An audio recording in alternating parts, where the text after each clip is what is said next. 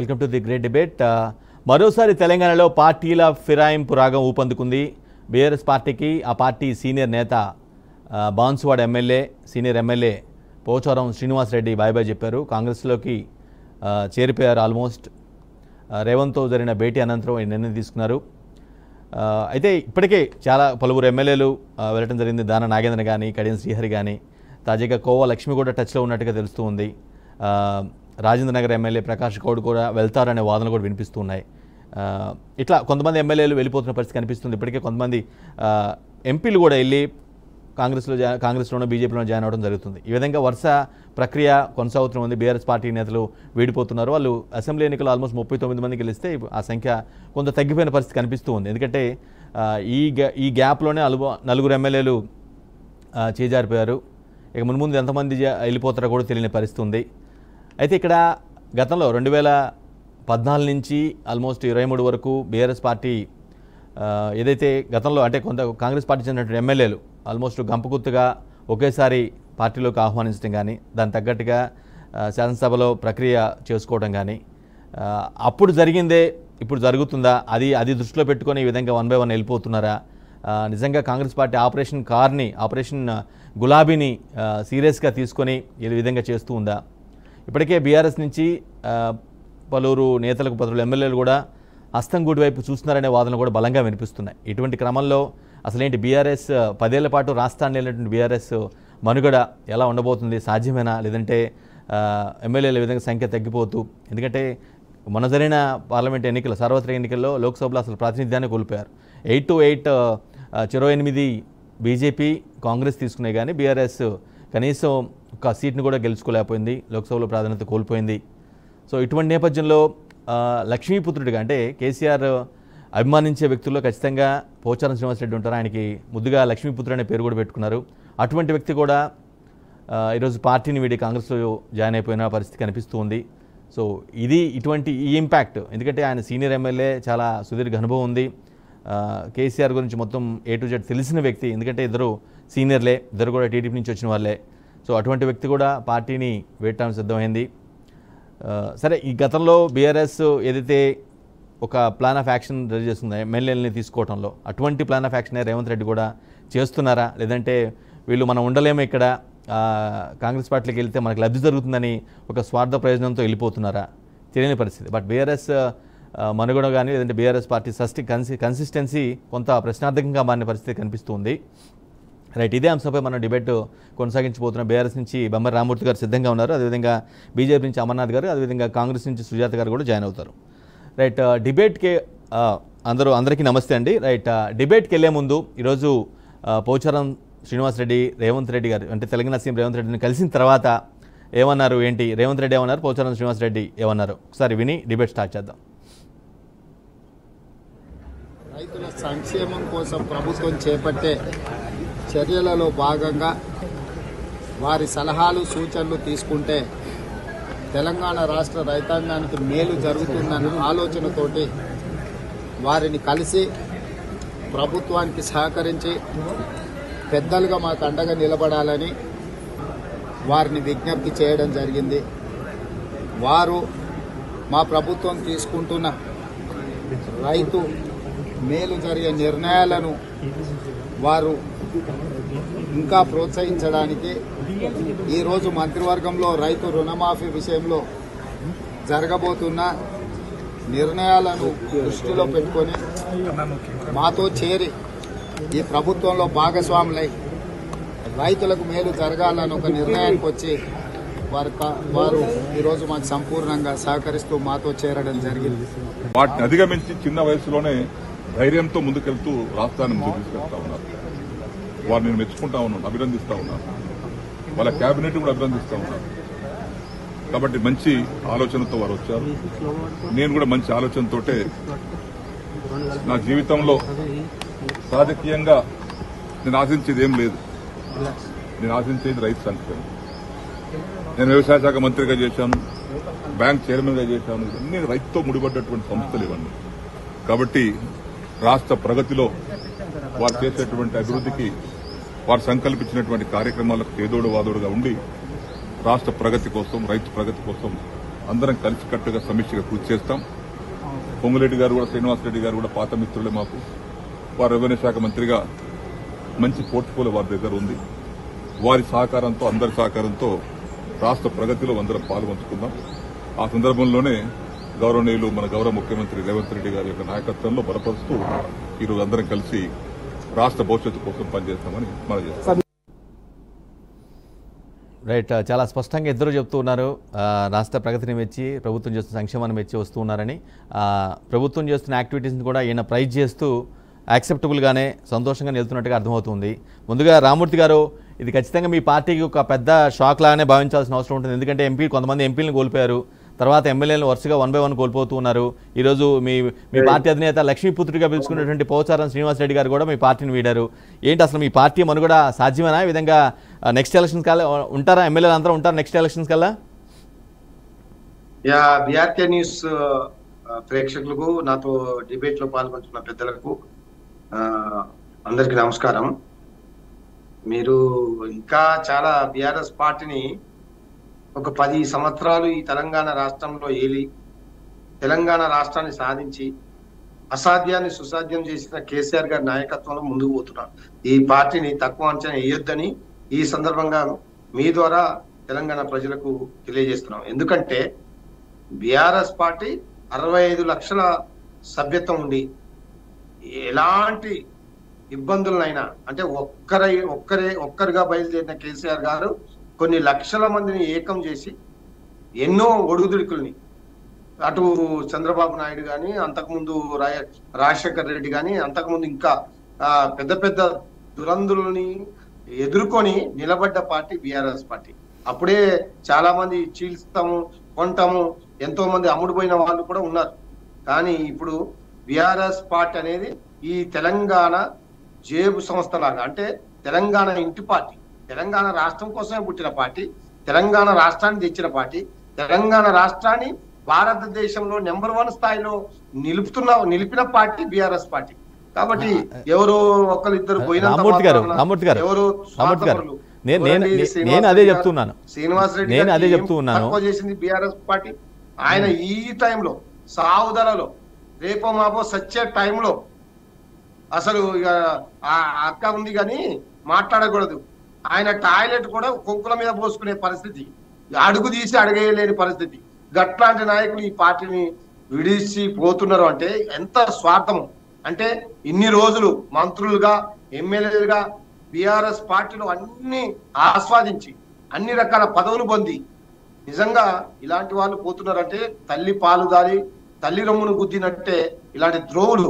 కాబట్టి వీళ్ళతోటి పెద్దగా బీఆర్ఎస్ పార్టీకి ఉరిగేదేం లేదు. కాబట్టి ఇట్లాంటి వాళ్ళు ఎంతమంది పోయినా కేసీఆర్ గారు ఒక్కరు పోతే 1000 మందిని తయారు చేసి పెట్టాడు ఆల్రెడీ. బీఆర్ఎస్ పార్టీలో ఒక కరుడు గట్టిన సైనికులు ఉన్నారు ఈ పార్టీలో.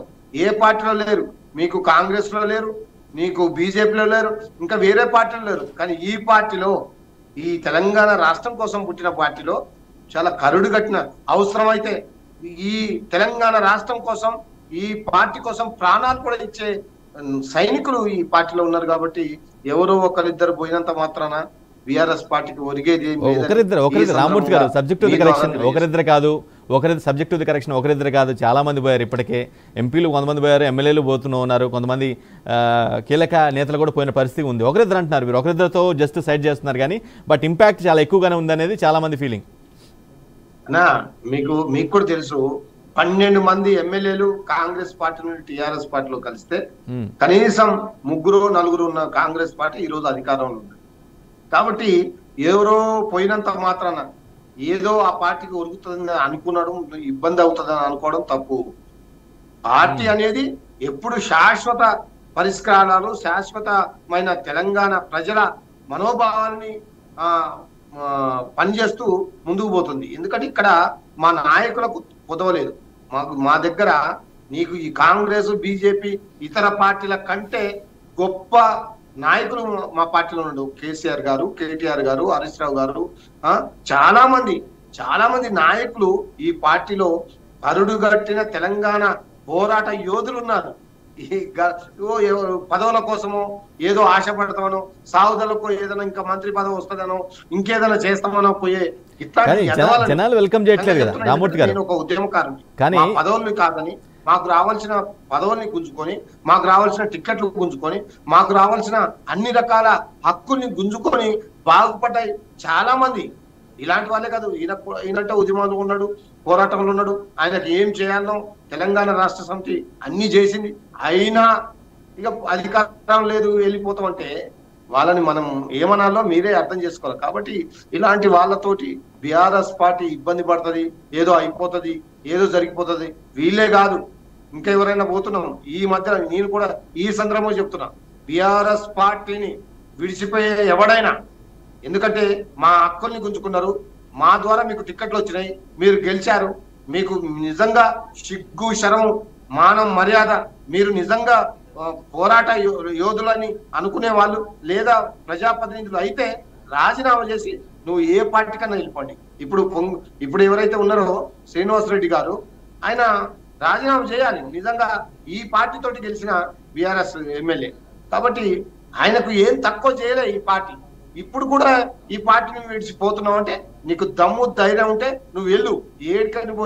ఈ పార్టీ కాదు ఇంకే పార్టీ కన్నా పో. కానీ నువ్వు పోతున్నప్పుడు నువ్వు గెలిపించిన పార్టీ బీఆర్ఎస్ పార్టీ వెంటనే రాజీనామా చేసి పోవాలని ఈ సందర్భంగా డిమాండ్ చేస్తున్నాం. ఈ రోజు మా విద్యార్థి నాయకులు కూడా, మా మాజీ ఎమ్మెల్యేలు, మాజీ ఎంపీలు కూడా ఈ రోజు నిన్ను అడ్డుకోవాలని చూస్తున్నారు, నిన్ను అడగాలని చూశారు. కానీ నువ్వు కనీసం వాళ్ళకు మాట్లాడకుండా వాళ్ళని అరెస్ట్ చేయించడం, ఇది నీ జీవితంలో తీరని మచ్చ. రామూర్తి గారు, జీవితంలో తెలంగాణ పోరాటంలో, ఈ తెలంగాణ రాష్ట్రంలో ఇట్లాంటి శ్రీనివాసరెడ్డి లాంటి వాళ్ళు ఉండడమే నిజంగా తెలంగాణ తల్లి, తెలంగాణ అమరవీరులు నిజంగా బాధపడతారని ఈ సందర్భంగా తెలియజేస్తున్నారు.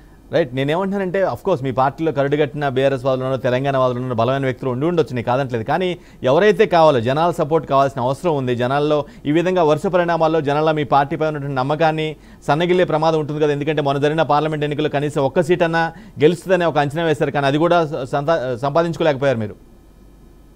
అంటే ఈడ చాలా క్లియర్ భయ్యా. ఎందుకంటే తెలంగాణ పార్లమెంట్ ఎన్నికలకు ముందే రేవంత్ రెడ్డి గారు చాలా క్లియర్ గా చెప్పారు, 6-7 సీట్లు బీజేపీ గెలుస్తుందని చెప్పాడు. అంటే బీజేపీ పార్టీకి అమ్ముడు పోయిన ఒక దొంగ ఒక పార్టీ ఉన్నదంటే అది కాంగ్రెస్ పార్టీ. ఎందుకంటే ఆల్రెడీ వాళ్ళు ఒప్పందాలు ఇక్కడ ఏమన్నది, బీఆర్ఎస్ పార్టీని కట్టడి చేయాలి, కేసీఆర్ గారిని చిన్నగా చేసి చూపెట్టాలి. ఈ దుర్మార్గమైన కుట్రలో ఈ బీజేపీ కాంగ్రెస్ ఏకమై బీఆర్ఎస్ పార్టీని అడ్డుకోవాలనే ఒక కుట్రలో భాగంగా జరిగిన ఎన్నికలు. అది క్లియర్ గా అయింది. ఏదైతే ఆయన చెప్పాడో ఎన్నికలకు ముందు, కావాలంటే మీరు చూడండి, ఎన్నికల కంటే ముందు వేసిన ఆ ఎంపీ సీట్లే గెలిచినాయి. అంటే ఆయనకు తెలియకుంటే సంబంధం లేదు. రామూర్తి గారు, అంటే ఆయన ఇంటెన్షన్ ప్రకారం, ఆయన ఉద్దేశం ప్రకారం, రామూర్తి గారు ఆయన ఉద్దేశం ప్రకారం బీఆర్ఎస్ కంటే బీజేపీ బలంగా ఉందనుకున్నారేమో, అందుకే ఆ మాట అన్నారేమో. తెలంగాణ రాష్ట్ర మనోభావాల కోసం పనిచేస్తున్న బీఆర్ఎస్ పార్టీని కట్టడి చేయాలి. ఎందుకంటే పార్లమెంట్ లో మేము గొంతెత్తాలి మేము మాత్రమే. రేపు 7 మండలాల కోసం పోరాడాలన్నా, రేపు ఉక్కు ఫ్యాక్టరీ కోసం పోరాడాలన్నా, రేపు కోచ్ ఫ్యాక్టరీ కోసం పోరాడాలన్నా పోరాడేది బీఆర్ఎస్ పార్టీ. కాబట్టి ఈ బీఆర్ఎస్ పార్టీని పార్లమెంట్ లో ఉండకుండా చూడాలనే మోడీ తలంపుని ఇక్కడ రేవంత్ రెడ్డి దాన్ని సెట్ చేశాడు. కాబట్టి రేవంత్ రెడ్డి, మోడీ వీళ్ళిద్దరు కూడా బొమ్మ బొరుసు, వీళ్ళిద్దరు తోడు దొంగలే. వీళ్ళిద్దరి వల్ల బీఆర్ఎస్ పార్టీ ఏం కాదండి. ఇప్పుడు ఏమి బీఆర్ఎస్ పార్టీకి ఒరిగేది ఏం లేదు. ఇంకా రేపు స్థానిక ఎన్నికలు ఉన్నాయి. ఇప్పుడిప్పుడే వాళ్ళు చేసిన మోసాలు, వాళ్ళు చేసిన దగాలు, వాళ్ళు చేసిన అబద్ధాలు ఇప్పుడిప్పుడే ప్రజలకు అర్థమవుతుంది. కాబట్టి మహిళలు కానీ, వృద్ధులు కానీ, రైతులు కానీ అందరూ కూడా కోపంతో అసలు ప్రజలను ఊర్లలోకి పోతే ఉమ్మేసేటే పరిస్థితిలో ప్రజలు ఉన్నారు. కాబట్టి ఖచ్చితంగా బీఆర్ఎస్ పార్టీ భవిష్యత్తులో బీఆర్ఎస్ పార్టీ ఈ రాష్ట్రాన్ని వెళ్తుంది. బీఆర్ఎస్ పార్టీ మాత్రమే ఈ రాష్ట్రాన్ని అన్ని రకాలుగా అభివృద్ధి చేసే కెపాసిటీ ఉన్న ఏకైక పార్టీ, తెలంగాణ ప్రజల హక్కుల కోసం పోరాడే పార్టీ బీఆర్ఎస్ పార్టీని ఈ సందర్భంగా మీ ద్వారా తెలంగాణ ప్రజలకు తెలియజేస్తుంది. రైట్.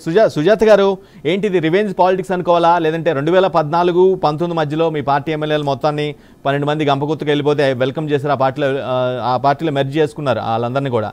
సో ఇది అటువంటి కైండ్ ఆఫ్ రివెంజ్ పాలిటిక్సా, లేదంటే మీ పాలన మెచ్చి వీళ్ళే సొంత స్వలాభం కోసం వస్తున్నారా? ఏం చెప్తారు, మీరేం చెప్తారు? గుడ్ ఈవినింగ్ అండి. బీఆర్కే న్యూస్ ఛానల్కి అలాగే మీకు మా తోటి పార్టిసిపెంట్స్కి కూడా ఫస్ట్ ఆఫ్ ఆల్ ఒక మాట అన్నారు, దొంగ రేవంత్ రెడ్డి అని. ఆ మాట వర్డ్ రిటర్న్ తీసుకోవాలి అని చెప్తున్నారు ఒక ముఖ్యమంత్రి. ఎందుకు సరే తీసుకో. కేసులో దొరికిన దొంగ కాదా? నేను మాట్లాడేటప్పుడు మీరు డిస్టర్బ్ చేయకండి. మీరు అన్ని మాట్లాడండి రామూర్తి గారు, మాట్లాడండి ప్లీజ్. ఎట్లా అంటారు మేడం? మీరు తీసుకోకండి, మీరు అలాగే భద్రంగా పెట్టుకోండి. మాకు ఇంకా 196 తిట్లు తిట్టడానికి అవకాశం ఇచ్చారు కాబట్టి భద్రంగా పెట్టుకోండి. నేను ఒక మాట చెప్తున్నా, చాలా బాధపడుతున్న సోదరుడికి. అఫ్ కోర్స్ నిజంగానే మీలాంటి వాళ్ళు ఉన్నారు, చాలా మంది పార్టీలో కష్టపడ్డ వాళ్ళు ఉన్నారు, దానికి ఎలాంటి సందేహం లేదు. ఏ పార్టీ అయినా సరే, రాజకీయ పార్టీ ఫస్ట్ నుంచి కష్టపడ్డ వాళ్ళకి అవకాశాలు ఇవ్వాలని కోరుకున్న లోపల కార్యకర్త తప్పే లేదు. ప్రతి పార్టీలో ఉంటారు, మీ పార్టీలో ఉన్నారు, మేము ఉన్నాం, అందరం ఉంటాం. వీళ్ళు పోయే వాళ్ళు వస్తూ ఉంటారు, పోతూ ఉంటారు. అదొక వేవు. అది సందర్భాన్ని బట్టి, అవకాశాన్ని బట్టి, అధికారాన్ని బట్టి. రైట్, సుజాత గారు మ్యూట్లో పడినట్టు చెక్ చేసుకుని ఒకసారి. మ్యూట్లో పడినట్టుగా ఉంది మీ ఫోన్. సుజాత గారు అవసరాన్ని బట్టి వచ్చే వాళ్ళకన్నెక్క ఈ రోజు మీ పార్టీలో పోతూ ఉన్నటువంటి వాళ్ళని చూస్తే మీకు ఎంత బాధ వేస్తుందో. 2014లో 19-18 ఎన్నికలైన తర్వాత 19లో కాంగ్రెస్ పార్టీ నుంచి పూర్తి స్థాయిలో మేము 19 మంది, టీడీపీ 2, 21 మంది మేము గెలిస్తే మొత్తం పూర్తి స్థాయిలో తీసేసుకొని కేవలం 5 మంది ఎమ్మెల్యేలనే ఉంచినటువంటి దుర్వినియోగం చేసి, అధికార దుర్వినియోగం చేసి ఎల్పీని విలీనం చేసుకున్నామని అనౌన్స్ చేశారు. అసలు అప్పుడు మీకేం అవసరం ఉండే? 88 మంది పూర్తిగా మెజార్టీతో మీకు ప్రజలు అంటగడితే ఆ తెలంగాణ అన్నప్పుడు మీరు ఎందుకు అప్పుడు పక్క పార్టీలో నుంచి తీసుకోవాల్సినటువంటి అవసరం ఉన్నది? ఇందాక యాంకర్ గారు అడిగిన దానికి నేను ఒక మాట సమాధానం చెప్తున్నా. మీరు అన్నారు, వాళ్ళు రావడం మీకు సంతృప్తిగా ఉందా, లేకపోతే పార్టీ ఫిరాయింపులు అనేది ఈ రోజు పార్టీ చేస్తున్నటువంటి, ఈ రోజు ప్రభుత్వం చేస్తున్నటువంటి మంచి పనులు చూసేసి వాళ్ళు ఆకర్షితులు అవుతున్నారా అనంటే కాదు. దీన్ని ఒప్పుకోవడానికి వీలు లేదు. నేనైనా ఇంకెవరైనా ముందు కూర్చున్నటువంటి బీఆర్ఎస్ సోదరుడైనా ఎవరు కూడా ఒప్పుకునేది లేదు. దీనికి ఒక కారణం ఉన్నది. కాంగ్రెస్ పార్టీ పూర్తి స్థాయిలో ప్రజల పక్షాన, ప్రజల పార్టీగా ప్రజాపాలన కొనసాగిస్తుంది. అది ఎవరన్నా కాదన్నా 100% నిజము. ముమ్మాటికి అది ఎవరు ఒప్పుకున్నా ఒప్పుకోకపోయినా నిజం. ఎందుకంటే 65 మంది ఉన్నా మేము ఇలాంటి పరిపాలన చేస్తాం, 100 మంది ఉన్నా ఇలాంటి పరిపాలన చేస్తాం. ఎవరు వచ్చినా రాకపోయినా మా పరిపాలన మాకు మ్యాండేట్ ఇచ్చిండ్రు ప్రజలు. మేము పూర్తి స్థాయిలో ప్రజలకు సేవలు అందించాలి, అది మా బాధ్యత. ఎవరో వచ్చినందుకు మేము పనిచేయము, మా బాధ్యత మేము పనిచేస్తాం. కానీ నేను ఒక విషయం చెప్పదలుచుకున్నా, మా కాంగ్రెస్ కి లోటు లేదు, మాకు ఫుల్ మ్యాండేట్ ఇచ్చి గెలిపించిండ్రు ప్రజలు. కానీ ఇప్పుడు పార్టీలోకి వస్తున్న వాళ్ళని మేము ఆహ్వానించి గేట్లు తెరవడానికి ముఖ్యమైన కారణం బీఆర్ఎస్, బీజేపీ మాతో పొత్తుందని చెప్పిన సోదరుడికి అంతర్గత పొత్తు, లోపాయికార పొత్తు ఉందన్నట్టున్న సోదరుడికి కనీసం మొన్న జరిగినటువంటి పార్లమెంట్ ఎన్నికలు మీకు గుర్తు రాకపోతే నేనేం చేయలేదు. మాకు వాళ్ళకు పొత్తు ఎక్కడన్నా కుదురుతుందా? ఎక్కడన్నా సంధి కుదురుతుందా? బీజేపీ కాంగ్రెస్ అనేది 2 సరళ రేఖలు, ఎక్కడ కూడా పొరపాటున కలవవు. కలిస్తే క్రాష్ అయితే తప్పించి కలిసే ప్రసక్తే ఉండదు. రైల్వే ట్రాక్ ఎలానన్నా కలుస్తుందా? అది కూడా కాంగ్రెస్ బీజేపీ సేమ్ అలాగే కలవదు. బీఆర్ఎస్ ఎవరితోనన్నా పోవచ్చు, కానీ కాంగ్రెస్ బీజేపీతో పోవడానికి 100% అబద్ధం మాటలు. ఒకటి నేను అడుగుతున్నా, ఈ రోజు తెలంగాణలో మేము ప్రజాపాలన చేస్తుంటే మమ్మల్ని డిస్టర్బ్ చేయడానికి 8 సీట్లు ఉన్న బీజేపీ మీ ప్రభుత్వానికి వినబడట్లేదు. ప్లీజ్ ఒక్క పాయింట్ నేనేం చెప్తున్నానంటే, 8 సీట్లు ఉన్న బీజేపీ మీ ప్రభుత్వాన్ని కూల్చేస్తా అంటది. 39 సీట్లలో 4 పోయినా 35 ఉన్న బీఆర్ఎస్ మీ ప్రభుత్వాన్ని 6 నెలల్లో పడగొడతాం, కూల్చేస్తామనే మాటకి ఈ రోజు కాంగ్రెస్ గేట్లు తెరవాల్సి వచ్చింది. కానీ మాకు ఎలాంటి లబ్ధి లేదు, ఇందులో మాకు ఎలాంటి స్వార్థం లేదు, మాకు ఇందులో ఎలాంటి వీళ్ళు వచ్చినంత మాత్రాన ఒరిగేది ఏమీ లేదు. కేవలం నేను చెప్తున్నది నా సొంత అభిప్రాయం, ఇది మా పార్టీ అభిప్రాయం కాకుండా కల్వ సుజాత అభిప్రాయం. నేను చెప్తున్నా, కాంగ్రెస్ పార్టీ నాయకురాలుగా 10 ఏళ్లు మేము ప్రతిపక్షంలో ఉండి మేము ఇచ్చినటువంటి పోరాటం, మేము ప్రభుత్వం మీద, గత ప్రభుత్వం మీద మేము చేసినటువంటి పోరాటం, ఈరోజు కాంగ్రెస్ పార్టీ అధికారంలోకి రావడానికి మా వంతు సహకారము, మా వంతు పోరాటం ఉంది. కాబట్టి నేను చెప్తున్నా, మమ్మల్ని మీకు ఆశీర్వాదం ఇస్తే మీరు 5 ఏళ్ళు 10 ఏళ్ళు పరిపాలన చేయొచ్చు. మాకు ప్రజలు ఆశీర్వాదం ఇస్తే మేము 5 ఏళ్ళు పూర్తి స్థాయిలో పరిపాలన చేయొద్దా? మా ప్రభుత్వాన్ని కూల్చేస్తామనే మాట ఎందుకు వచ్చింది? పడిపోతుంది, కూల్చేస్తాం. లేదు అంటే ఈ మాట అడిగితే ఏమంటారు, వీళ్ళ లోపలే గుంపులు రాజకీయం ఉన్నది, వర్గాలు ఉన్నది. మా వర్గాల నుంచి మీకెందుకు? మా వర్గాలు మాట్లాడతాయి అవి, మేము బయటకు వచ్చి ప్రభుత్వం కూల్చేస్తామా లేకపోతే ఇంకొకరు ముఖ్యమంత్రి అవుతారని మా వాళ్ళ నోట్లో నుంచి వస్తే మీరు మాట్లాడరు. కానీ ఎంతో కాలం ఉండదు, 3 నెలల ప్రభుత్వం పడిపోతుంది, 6 నెలల ప్రభుత్వం పడిపోతుంది, మేము అధికారంలోకి వస్తాం. కేసీఆర్ స్వయాన ప్రజల ముందు చెప్తాడు ఆయన, 6 నెలల్లో మేము మళ్ళీ అధికారంలోకి రాబోతాం. ఎట్లా వస్తారు మీరు అధికారంలో? కాబట్టి మూతోడు జవాబు, ఈటికా జవాబు పత్తర్సే అన్నట్టు మేము ఈ రోజు గేట్లు ఓపెన్ చేస్తే ఏమైతుందో మీరు చూసిండ్రు. ఈ రోజు మాకు అసలు ఇంట్రెస్ట్ కూడా లేదు, ప్రతిపక్షం ఉండాలని మేము కోరుకున్నాం. ప్రతిపక్షం మాకు మళ్ళీ ప్రశ్నించాలి. సుజాత గారు ఒక్కటే పాయింట్, రామోత్ గారు ప్లీజ్ ప్లీజ్ నన్ను అడగనివ్వండి. రామోత్ గారు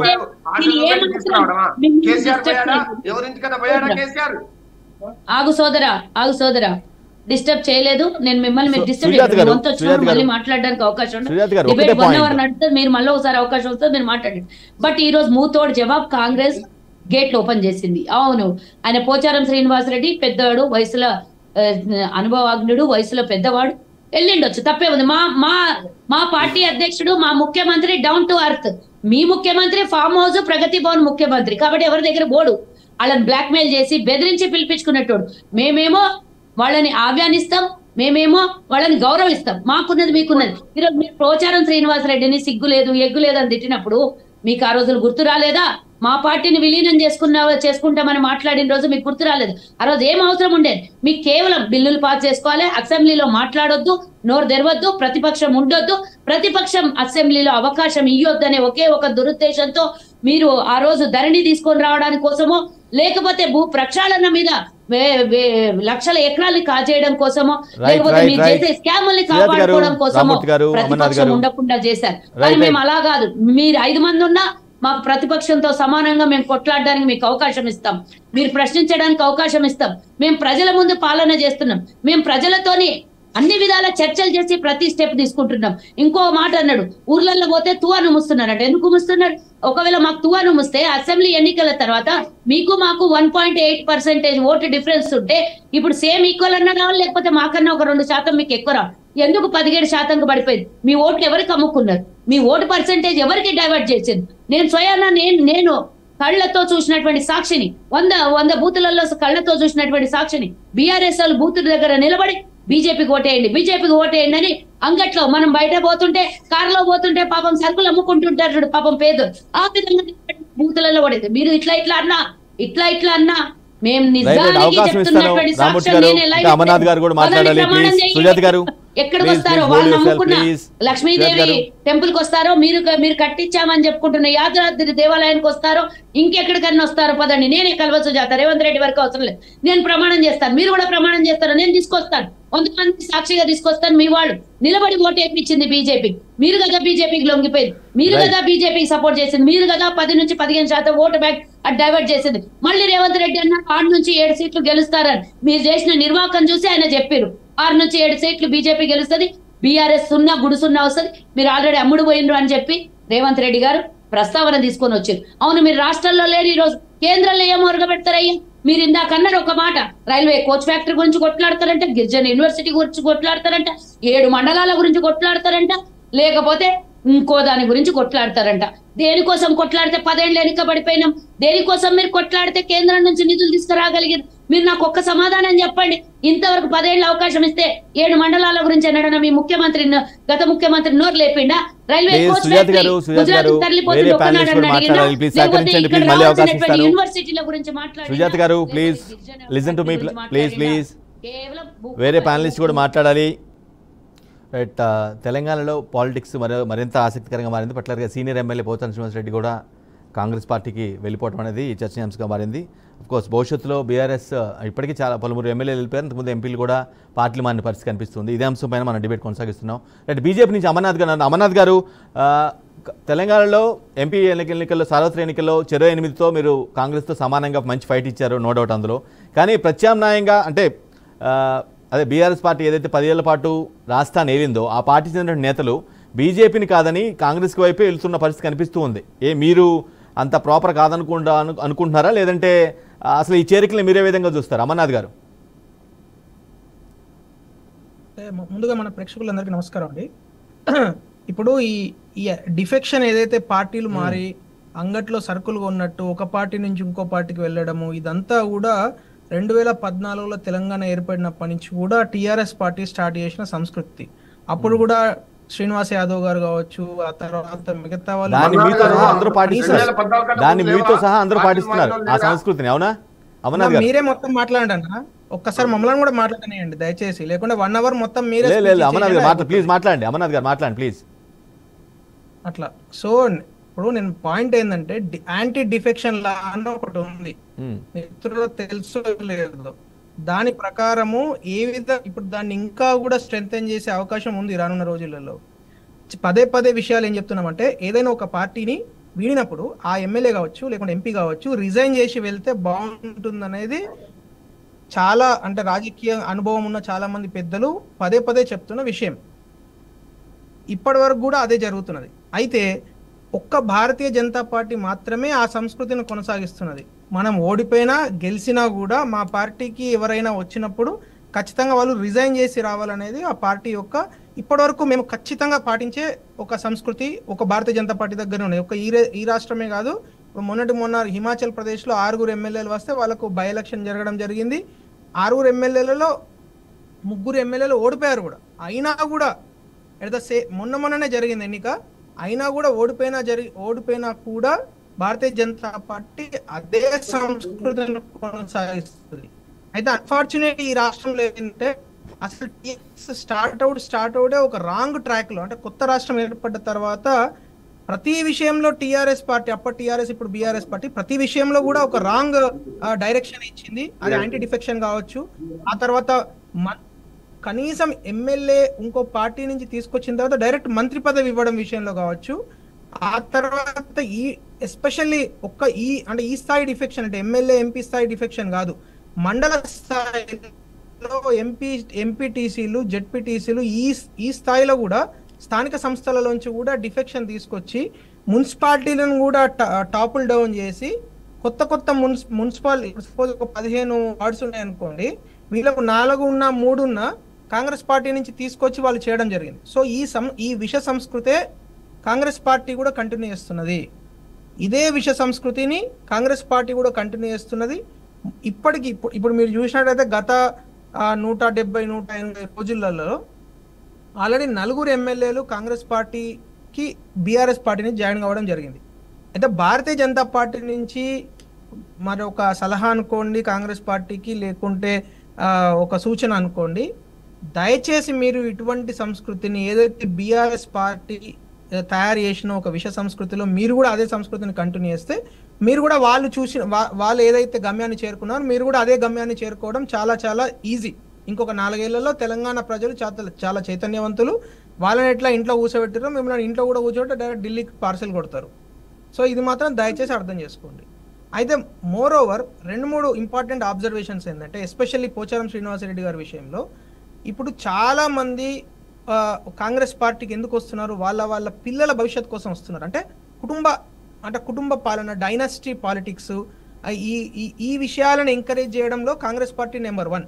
అంటే వాళ్ళ ఏదైతే మన అధినాయకులు అధినేత అని మాట్లాడతారు కదా వాళ్ళ పార్టీ వాళ్ళు, సో ఆ పార్టీ ఏదైతే మాట్లాడుతున్నదో కాంగ్రెస్ పార్టీలో ఏదైతే గాంధీ ఫ్యామిలీ ఉందో ఆ గాంధీ ఫ్యామిలీ ఏదైతే సంస్కృతిని వీళ్ళకి ఇస్తున్నదో ఆ ట్రెడిషన్ను, అదే ట్రెడిషన్ వీళ్ళు ఫాలో అవుతారు.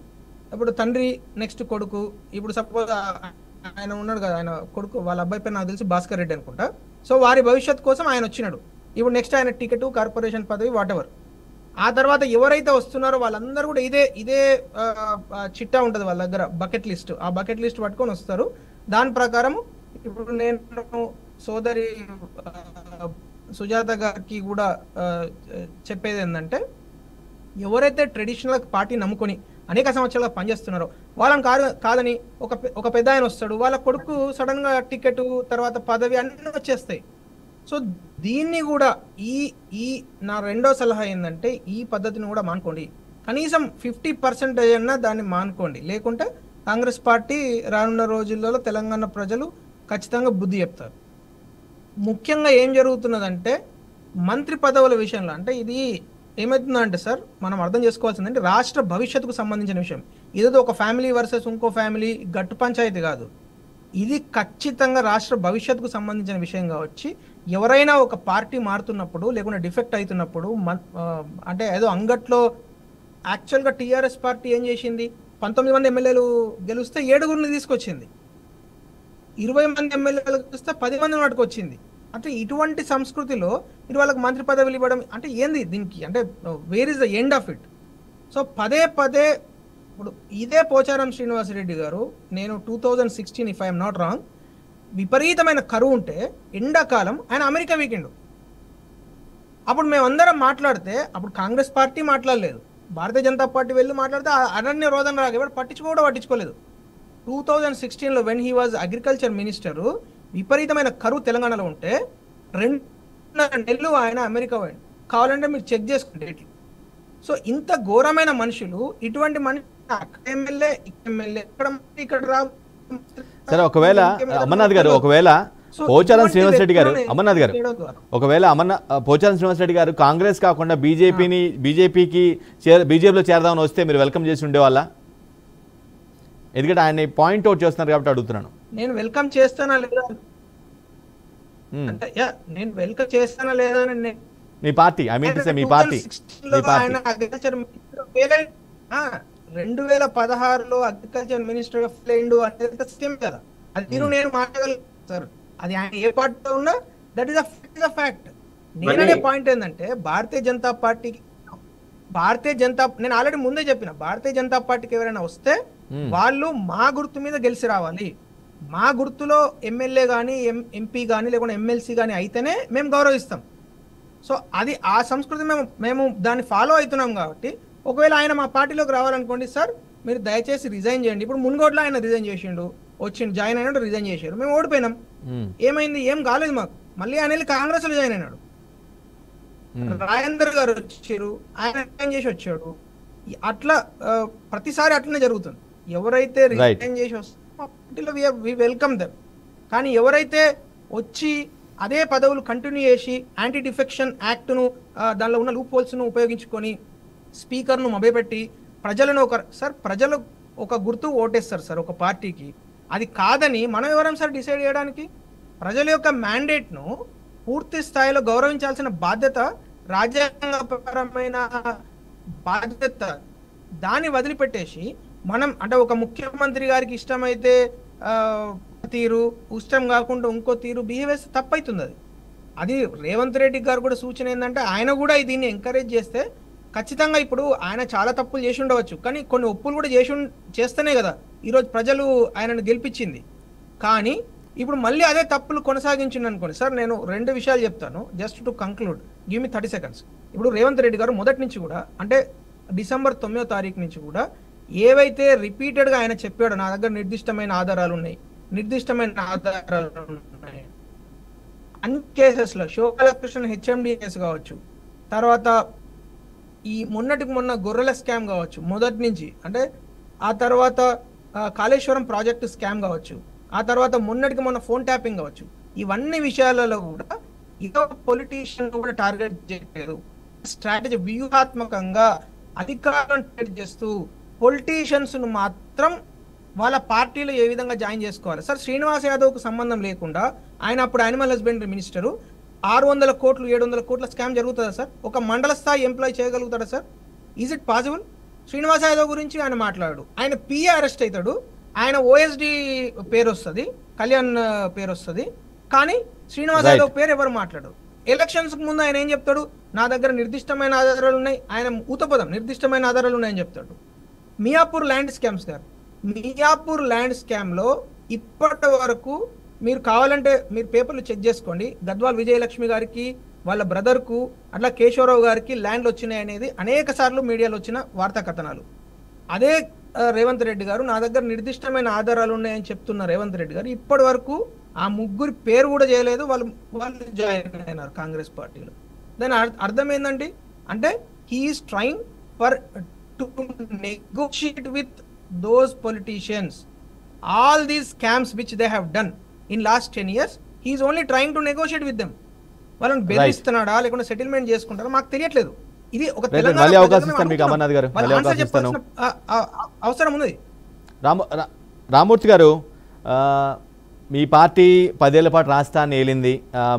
మీరు చెప్తున్న వాదనే చెప్తున్నాను.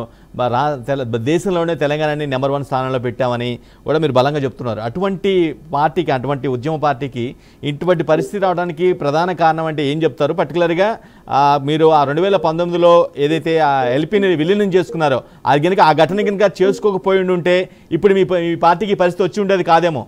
రామూర్తి గారు, ఇక్కడ మీరు చాలా క్లియర్ గా అర్థం చేసుకోవాల్సింది, బీఆర్ఎస్ పార్టీ ఏదో ఎవరో ఒకరిద్దరు పోయినంత మాత్రాన కేకే గారు ఆయన ఎక్కడ టాయిలెట్ చేస్తాడో, ఆయన ఎప్పుడు చేస్తాడో ఆయనకి తెలియని మధ్య మార్పు ధోరణి. ఇప్పుడున్న పోచారం శ్రీనివాసరెడ్డి గారు ఆయన కుంకుల మీదనే టాయిలెట్ చేసుకునే పరిస్థితి. ఇట్లాంటి వాళ్ళు ఈ పార్టీలో ఉంటే దిప్పోతే.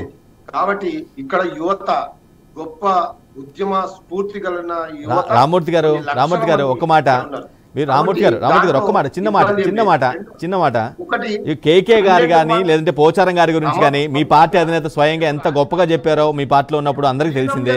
ఇప్పుడు పార్టీ మారినంత మాత్రాన ఆ విధంగా తేలిగ్గా కొట్టిపారేయకూడదు కదా. ఇక్కడ కూడా వీళ్ళకు నిజంగా దమ్ముంటే తీసుకోండి, 24 మందో 26 మందో కావాలంటున్నారు కదా.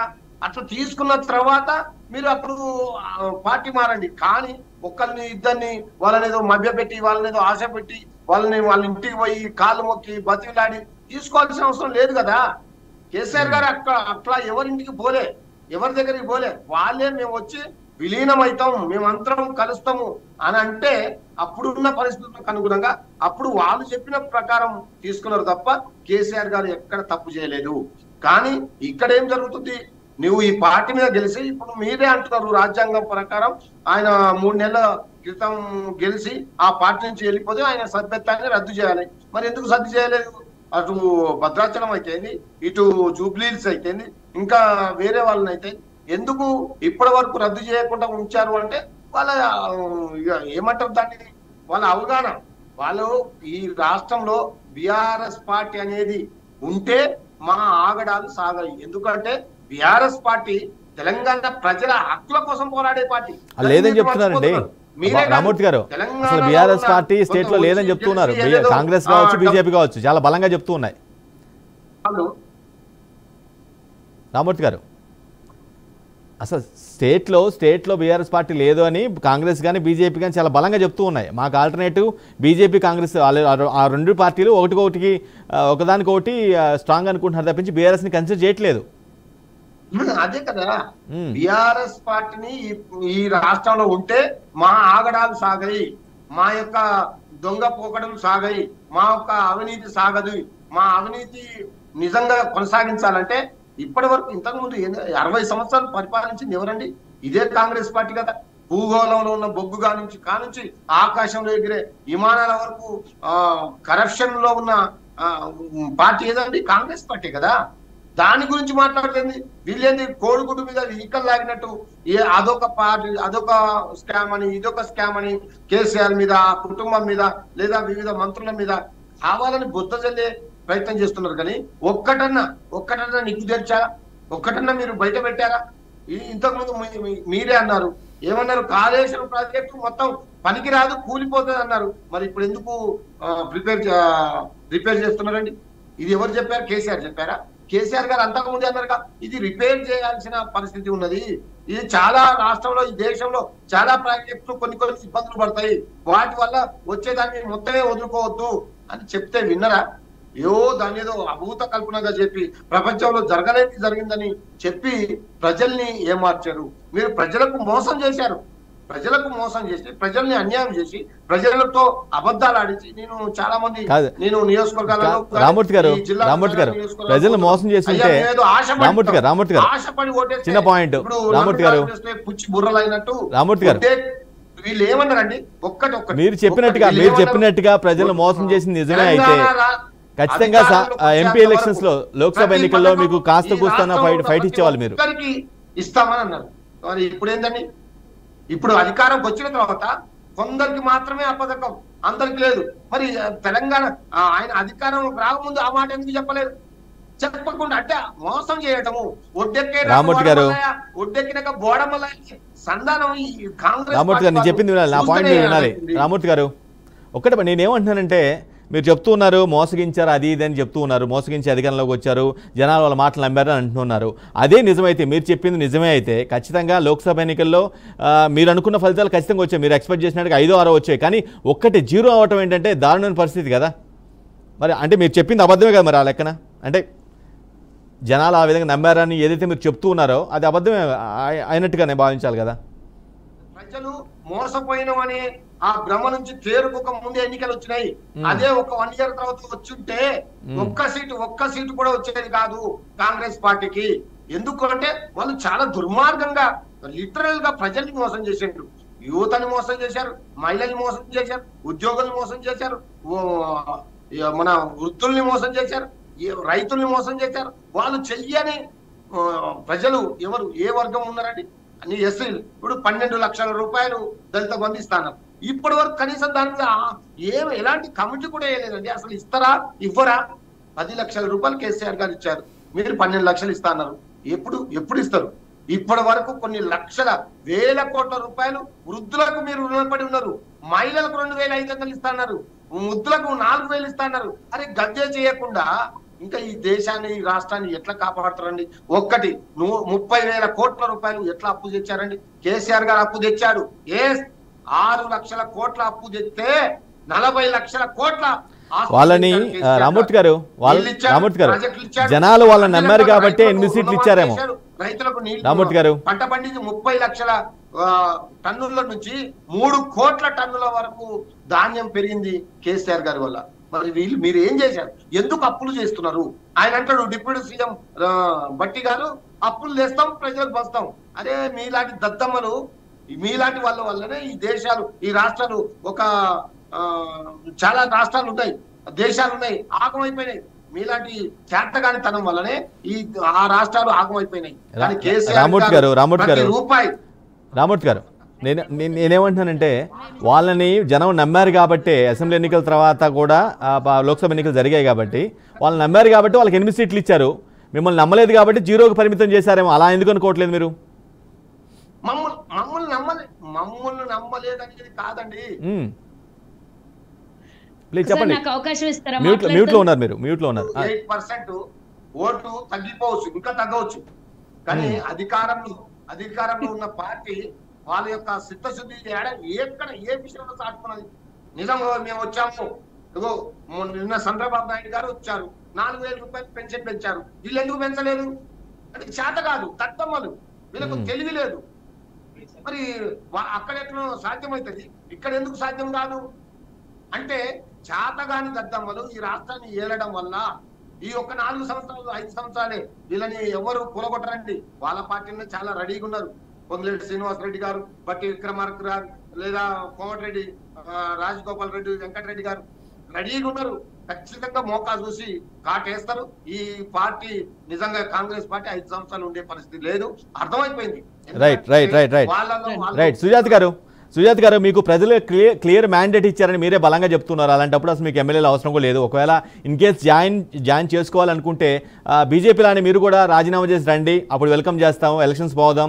ప్రజాక్షేత్రంలో మీరు గెలిచింటే ఇంకా మీ క్రెడిబిలిటీ పెరిగి ఉంటుంది కదా. అలా ఎందుకు వెల్కమ్ చేయట్లేదు? మీరు జస్ట్ రావడంతోనే కప్పేసుకుంటున్నారు. బీజేపీ సోదరుడు చాలా బాగా మాట్లాడాడు. ఎక్కువగా విమర్శించకపోయినా కూడా కొన్ని మాటలు మాత్రం నేను సమాధానం చెప్పదలుచుకున్నాను. వాళ్ళు రాజీనామా చేసి వచ్చిండ్రు అన్న ప్రతి చోట మా ప్రభుత్వాన్ని కూల్చే సమయంలో అక్కడున్న కాంగ్రెస్ ప్రభుత్వంలో ఉన్నటువంటి స్పీకర్ వాళ్ళని సస్పెండ్ చేస్తే వాళ్ళు మళ్ళీ ఎన్నికలకు వెళ్లాల్సి వచ్చింది. నిన్ననే కదండి హర్యానాలో మా ఎమ్మెల్యేని తీసుకొని కండువా కప్పిండ్రు. మరి ఎందుకు అక్కడ రాజీనామా చేయలేదు? మీ ఇందాక సోదరుడు అంటా ఉన్నారు హిమాచల్ ప్రదేశ్ లో 6 మంది ఎమ్మెల్యేలు మా పార్టీలోకి వస్తే వాళ్ళకి రాజీనామా చేపించి మళ్ళీ ఎన్నికలకు పోయినామంట. 6 మంది ఎమ్మెల్యేలకే మా స్పీకర్ సస్పెండ్ చేసి పడేస్తే 5 మంది మళ్ళీ కాంగ్రెస్ ఎమ్మెల్యేలు గెలిచారు, ఒక్కళ్ళు ఓడిపోయింది. అసలు కొంచెమన్నా కర్ణాటకలో ఎన్నికలకు పోయినప్పుడు మా స్పీకర్ అక్కడ సస్పెండ్ చేస్తే 19 మంది ఎన్నికలకు పోయినరు. మహారాష్ట్రలో సస్పెండ్ చేస్తే 20 మంది అక్కడ ఎన్నికలకు పోయినరు. గోవాలో సస్పెండ్ చేస్తే అక్కడ ఎన్నికలకు పోయినరు. వీళ్ళు ఏం మాట్లాడుతున్నారు? ఒకే ఒక్కడు ఇక్కడ తెలంగాణలో ఆ రోజు రాజగోపాల్ రెడ్డి వీళ్ళ అపోహల మాటలకి వీళ్ళ ఆ అబద్ధాల మాటలకి కేసీఆర్ బీజేపీ కలిసి ఆడినటువంటి డ్రామాలో ఆయన అప్పుడు బలి అయిండు తప్ప రాజీనామా చేసి కాంగ్రెస్ ఆయనకు ముందు ఎమ్మెల్యేని చేస్తే బీజేపీలోకి పోయినాక మాజీని చేశారు, మళ్ళీ కాంగ్రెస్ లోకి రాగానే ఎమ్మెల్యే అయిపోయాడు. కాంగ్రెస్ బలం ఎంత ఉందో ఒకసారి ఆలోచించండి. అదే సోదరులకి కాంగ్రెస్ బలం ఎంత ఉందో ఒకసారి ఆలోచించండి. ఇలా మాట్లాడినటువంటి మాటలకి నేను సమాధానం నా దగ్గర లేదు, కానీ వాళ్ళు ఒక్కసారి పూర్తి స్థాయిలో ఎక్కడెక్కడైతే ఎమ్మెల్యేలని లాక్కున్నారో ఒకళ్ళు ఇద్దరిని వాళ్ళని ఎవరిని కూడా వాళ్ళు రాజీనామా చేయలేదు. ఎక్కడెక్కడైతే ప్రభుత్వాలు కూలిపోయా అక్కడ మా స్పీకర్ వాళ్ళని సస్పెండ్ చేస్తే మళ్ళీ ఎన్నికలకు వెళ్ళిన కానీ వీళ్ళు సొంతంగా ఎక్కడ కూడా ఎన్నికలు వెళ్ళిపోయిన చరిత్ర వీళ్ళ దగ్గర లేదు. వీళ్ళు కట్టుకథలు చెప్పి మీడియా ముంగల నమ్మించే ప్రయత్నం చేస్తే చరిత్ర తీసి ముంగల పెట్టాల్సి వస్తుంది. ఎన్నో ఏండ్లో 60 ఏండ్ల కింద జరిగింది కాదు ఇది, 4-5 సంవత్సరాల క్రితం జరిగినటువంటి ప్రతిదీ 14 రాష్ట్రాలలో కుప్పగూల్చిరు. మధ్యప్రదేశ్ లో కుప్పగూల్చిరు, మహారాష్ట్రలో కుప్పగూల్చిరు, హర్యానాలో కుప్పగూల్చిరు, కర్ణాటకలో 14 రాష్ట్రాలలో మా ప్రభుత్వాన్ని పడేసే ప్రయత్నం చేసిండ్రు. అంటే ఎట్లా అంటే వాళ్ళ చేతిలో అధికారం ఉందని ఇష్టానుసారంగా చేసిండ్రు, తీసుకొని పోయి హోటళ్లలో దాచిపెట్టుకున్నారు. ఒక్కొక్క నెల రోజులు వాళ్ళని కాపలా పెట్టిండ్రు. అయినా మా స్పీకర్ సస్పెండ్ చేసిన పాపానికి మీకు మళ్ళీ ఎన్నికలు వచ్చినాయి, మీరు ప్రభుత్వాన్ని ఏర్పాటు చేసిండ్రు. మొన్న మహారాష్ట్రలో జరిగినటువంటి శాస్తి చూసిండ్రు కదండి, అక్కడ 40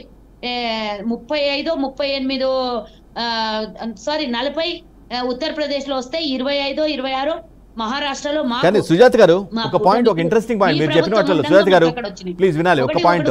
సుజాత గారు ఏంటండి వెరీ ఇంపార్టెంట్ పాయింట్. నేను ఏమంటున్నానంటే అఫ్ కోర్స్ బీఆర్ఎస్ ని మీరు కన్సిడర్ చేయట్లేదు, ఓకే పక్కన పెట్టేద్దాం. కానీ మీకు ఆల్టర్నేటివ్గా చాలా అసెంబ్లీ ఎన్నికల్లో చాలా తక్కువ సీట్లు, ఎంత 8-10 సీట్లు మాత్రం పరిమితమైన బీజేపీ ఎంపీ సీట్లకు వచ్చేసరికి ఆల్మోస్ట్ 8 మీకు ఈక్వల్గా స్థానాలు సంపాదించిందంటే ఖచ్చితంగా మీకు ఆల్టర్నేటివ్గా మీకు సమానంగా పవర్ పెరిగింది అనుకోవచ్చు కదా బీజేపీ. అంటే మీరు లాస్ అవుతున్నట్టే కదా, కొంత బలహీన పడినట్టే కదా దాన్ని బట్టి. లేదు లాస్ అయితే 2% ఓటు శాతం పెరగకపోతుండే. ఇంకోటి గుర్తుంచుకోవాలి, నేను ఇందాక చెప్పిన మహాలక్ష్మి దేవాలయానికైనా సరే, యాదాద్రి దేవాలయానికైనా సరే మేము రెడీగా సిద్ధంగా ఉన్నాం. ఓటు బ్యాంకు ఎవరి సైడ్ మర్చిండ్రు. ఇప్పుడు పోయింది కాంగ్రెస్ ఓట్ పర్సంటేజ్ కాదు, బీఆర్ఎస్ ది పూర్తిగా. మాకు వాళ్ళకి 2% డిఫరెన్స్ ఉంటే ఇప్పుడు బీఆర్ఎస్ శాతం 17% పడిపోయింది. సోదరుడు ఇందాక చాలా గొప్పగా చెప్పుకుంటున్నాడు, పాపం తను ఉద్యమకారుడు, పార్టీ కోసం కష్టపడిండు, పార్టీలో ఉన్నాడు. మొన్న ఖమ్మం టికెట్ ఆశించినా కూడా రాలేదు, బాధలో ఉన్నాడు. అలాంటి వాళ్ళు పోరాడే వాళ్ళు, సొంతంగా పార్టీ కోసం కష్టపడే వాళ్ళు చాలా మంది ఉన్నారు. నేను దానికి ఎలాంటి సందేహం లేదు, ఆయన కష్టపడే వ్యక్తి. కానీ మీ పార్టీలో జరిగినటువంటి అవినీతిల గురించి మనం మాట్లాడక్కర్లేదు. కేసీఆర్ అంట ప్రపంచానికే దిక్సూచి అంట, ఆయన చాలా గొప్పలు చెప్తున్నాడు. కేసీఆర్ ఎవరి దగ్గర గెలవలేదు, వాళ్ళే వచ్చి 12 మంది విలీనం అయిపోయారు. ఇందాకనే చెప్పిన అన్నా, నేను తమ్ముడు సోదర, నేను మీ కేసీఆర్ ప్రజలతోనే గెలవడు, ముఖ్యమంత్రి మంత్రులతోనే గెలవడు. మీ సొంత పార్టీలో మా ఎమ్మెల్యేలు వస్తే కలుస్తాడు, అక్కడ పిలిపించుకున్నాడు బ్లాక్మెయిల్ చేసి. కానీ ఆయన ఏనాడు ఫామ్ హౌస్ ఇడవలేదు, ఏనాడు ప్రగతి భవన్ ఇడవలేదు. మనం 10 ఏళ్లలో చూసినామా? 10 సార్లు అన్న ప్రజల మధ్యలోకి వచ్చి మాట్లాడినటువంటి వ్యక్తి. ఊరంతా కొట్టుకొని పోతున్నా, హైదరాబాద్ సిటీ అంతా కొట్టుకొని పోతున్నా, బయటకు వచ్చి మాట్లాడలేదు. శంషాబాద్ లో ఆడపిల్లకు మానభంగం జరిగి ఆ రోజు మొత్తం ఏమంటారు అది చంపేసిన, వాళ్ళకి హత్య చేసినటువంటి అమ్మాయికి వాళ్ళు 6 మందిని చంపేసినా బయటకు వచ్చి మాట్లాడలేదు. అక్కడ సింగరేణి కాలనీలో 6 ఏళ్ల పిల్లకి మానభంగం చేసి చంపేసినా రాలే.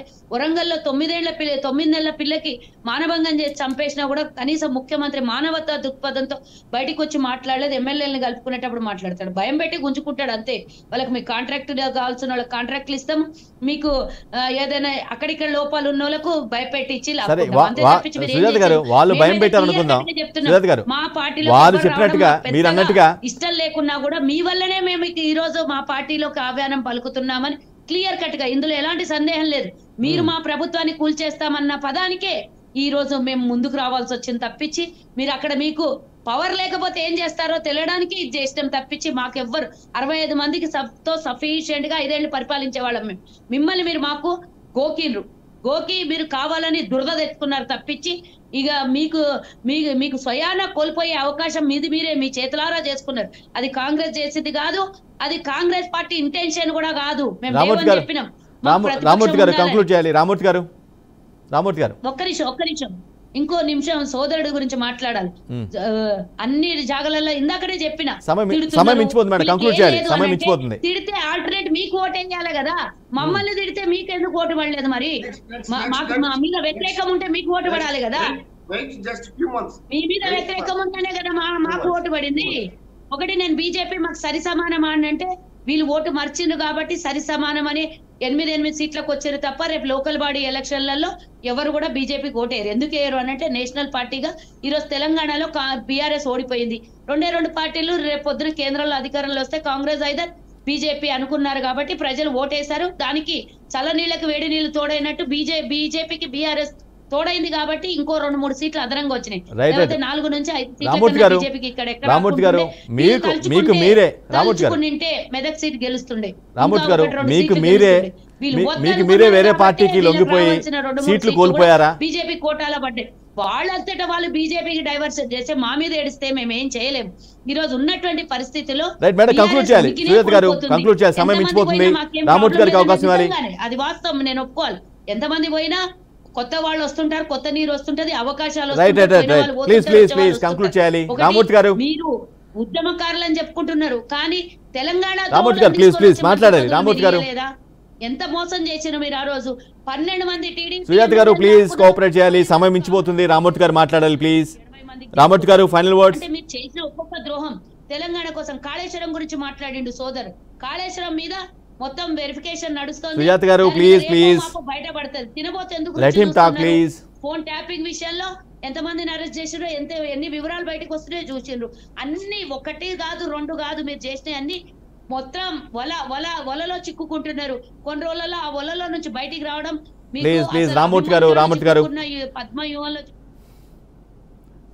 రామూర్తి గారు ప్లీజ్ మాట్లాడాలి. రామూర్తి గారు ఫైనల్ వర్డ్స్. రామూర్తి గారు మీ పార్టీ మనుగడ సాధ్యమేనా భవిష్యత్తులో?